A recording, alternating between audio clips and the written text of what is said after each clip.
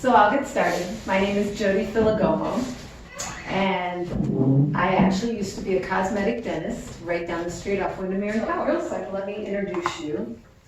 So this is, I saw the blog a couple weeks ago. This is my mom and my stepmom. So they were both married to my dad. And the wonderful thing, he passed away over 20 years ago, but the wonderful thing is we've always gotten along. And so this is how, the blog is how we spend our time together now after blogging. And while before blogging, do you know Iris? You've heard of Iris, right? Yes. You know, I would look at Iris, and I still look at her and think, that's a lot, right? It's a lot. But if you've ever heard her talk, or if you've ever read her book, or, I mean, you know, gotten to know her as much as you can, not talking to her, she is a lot. You know, she is basically showcasing her personality with her clothes and stuff. And yes, to you and me, that's probably a lot. And you may look at me like you're looking at her right now with some of the things I suggest. And I get it, because I used to be like that too. And some of the things even I show, I'm like, to me it's very easy now. But I remember when I first saw it thinking, really? You would do that?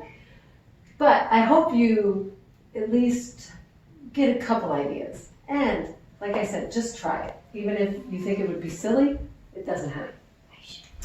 So I'm going to start. I've organized this into basically 5 different ways of getting creative. And the first and second way overlap a little bit, but the first way is to take one piece and basically make it something else. And so I'm going to start with dresses. And oh, wait. Sorry. Let me first give myself a little street cred, because this was very exciting. So in the March edition of InStyle magazine, my moms and I were featured on the Real Style page. It was very exciting. We were wearing our leopard coats, and I do have to tell you that I would never have worn a leopard coat before blogging. Seriously, you know, it just seemed a little out there. It seemed very Iris. The first time I saw somebody actually wear a shirt, it was actually a sweater, over their dress.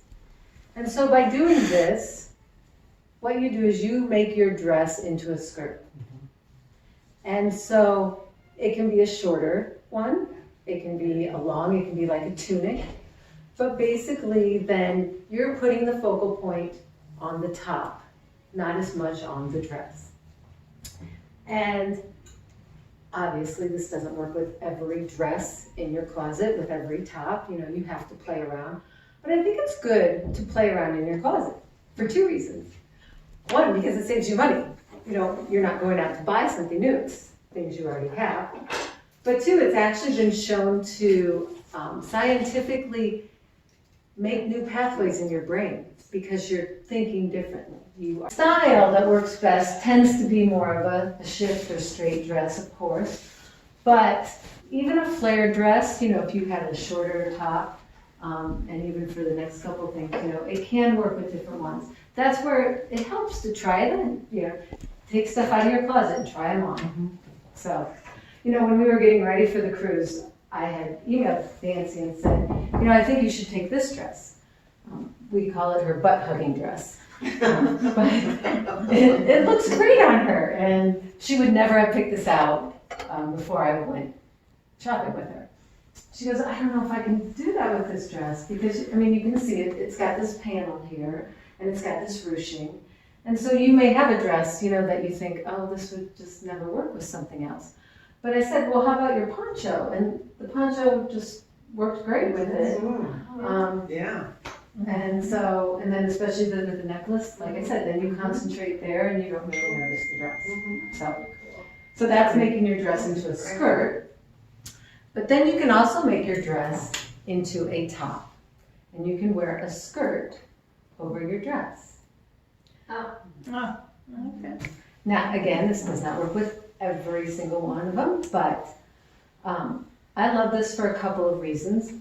One, because I love variety. So when I go traveling, I'm not a minimalist, so it's very hard for me to take only a couple things. Good choices. But by changing up my dress so many ways, I don't get sick of it as much.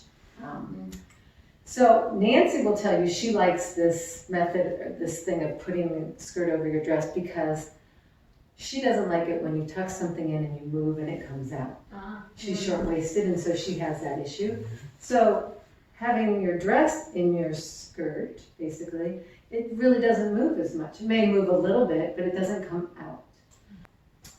And then the fifth way that I change up a dress is kind of the second idea of changing it by layering.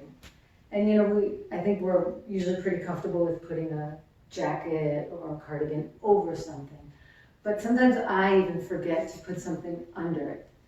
So for example, if I wore this top under this dress, especially because it almost basically matches, it would basically just be giving me warmth without covering the dress.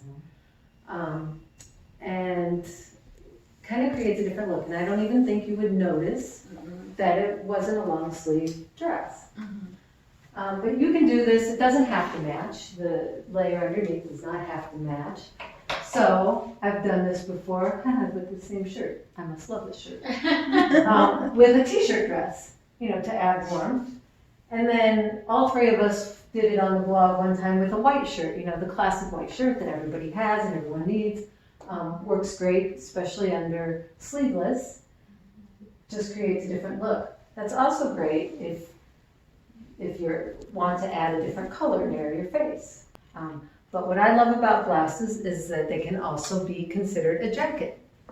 So I almost always take a chambray shirt when I go traveling also, because it's layering magic almost. I can wear it, it's a lightweight jacket, but it's also a blouse or layer something over it.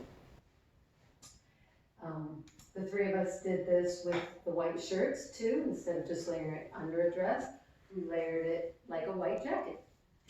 But my mom ended up layering a skirt, a black skirt under it, and most people would never know that that's not just one dress. So a lot of times you can layer a skirt, especially if it has the same colors in it, under something that's too short for you. So another way to make one of your pieces a little different is to wear it backwards. And this is one of my mom's favorite tricks, especially with tops. For example, if you have a top that's too low, turn it around. I did that recently with this cardigan. I was looking for a light pink shirt to wear under this melon jacket. It was for a theme we were doing. And I did not have a pink shirt. Long sleeve, I needed to keep warm, and shocking, I know, but I'm like, I have this cardigan, but obviously the front of the cardigan, there was too much going on, I couldn't wear it that way, so I turned it around. And as you can see, I ended up wearing a big flowery necklace to try to cover up. Sometimes it does, it's a little awkward almost, it sits up a little bit. But if I wear this same vest over a leather jacket, then it just looks like I have a jacket on that has leather sleeves. And there are jackets out there that are like this, leather sleeve and material in the front. But you can also do it, we've done it a variety of ways on the blog where we worked with our short vests. And so this is black, is a short vest, and this is a furry jacket. And I just buttoned it all up and wore it that way, and then we all did it with longer ones. So this is a brown vest over a white blazer. And in a way, you might think that's one piece. It just has brown panels. It's a great way to kind of change it up. What if I wanted to add in something a little more casual? And so I won't put them on, but especially right now, sneakers, there are just some darn cute sneakers out there. They're comfortable. I like wearing a dress in the summer because they're cooler than pants. And so by wearing a sneaker, either one of these, I've tried these on and liked them both, with this dress, adds a more modern touch. It is a casual with a dressy element. It brings in that dichotomy, that yin and yang. And we've done this on the blog. I did it, we went to the farmer's market, I wore these white sneakers, I love these white sneakers, with a green dress. And it just kind of changes the appeal. It makes it a little more contemporary. And we were all styling joggers. I had a reader reach out to me and say, you know, I bought this pair of joggers, would you do that on your blog so I have some ideas of how to wear them? And most people wear them casually. And so we did that, but I also wanted to show how we could dress it up a little bit. So Leslie added, it's a black silky top, and just threw a scarf over her shoulder. And so it's that whole, the opposite of what you think, maybe. Another idea is with Amy's dress over there. She has a beautiful black leather dress that she just brought. Sure. So to me, a black leather dress like this is edgy. I swapped it. Yes. But it's edgy. It's an edgy piece. But she could easily wear that scarf, the floral scarf with it. I just wanted to know how to tie a scarf. That's really what I brought.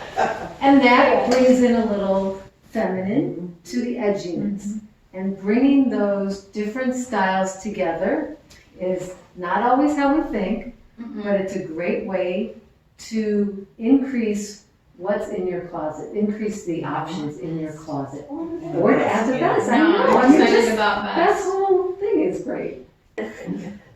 I think you could almost put any two colors together, and maybe you won't like them, but it just depends. I think you should try it. And what I do in my closet is I will take whatever I'm looking for, say a pair of pants, whatever, and just go up to every piece, you know, that I'm hanging there, and I go, how does it look with this one? Oh yeah, not bad. How does it look with that one? Well, I would have never thought of that, but I like the green with the blue. You know, it's sometimes just trying it and seeing how it looks. For example, I had never thought to put pink and yellow together. That looks awesome. It's one of my favorites. Yeah. And I laughed because when I saw it about a year or so ago, and I thought, you know, okay. You know, I think sometimes when you first see something, you're not always sure about it. And the blue in the shirt, it pops, it's bright, and maybe that's not what you want. But I think it's a great way to change it up. Blue and green look great together. So I think she did it well by adding in the bracelet. I thought she had blue earrings on too, but I can't really tell. But anytime you want to incorporate a third color, the rule of thumb is to have 3 things that color. So if you had, if you were adding in red, you had a red necklace, have the red earrings, and maybe even red lipstick. It's just that then it seems more cohesive to your eye. But in saying that, I do like to push the boundary on rules nowadays. They have changed, and it is good to go beyond them. And I asked some questions and asked her, you know, how do you feel about print mixing? Because it's been about 3 or 4 years since we took this picture. And she actually wrote, and I have it in writing, so she can't deny it, that I like print mixing as long as it's not too radical. So I remember looking at it at first and thinking, oh, that's too much for me. Why would I want to do that? And I think it's in my head, it's our 5th way. It's when I organize it, it's the 5th way of making our closet, being more creative with our clothes, making our closet bigger, having more options. It's a little more advanced.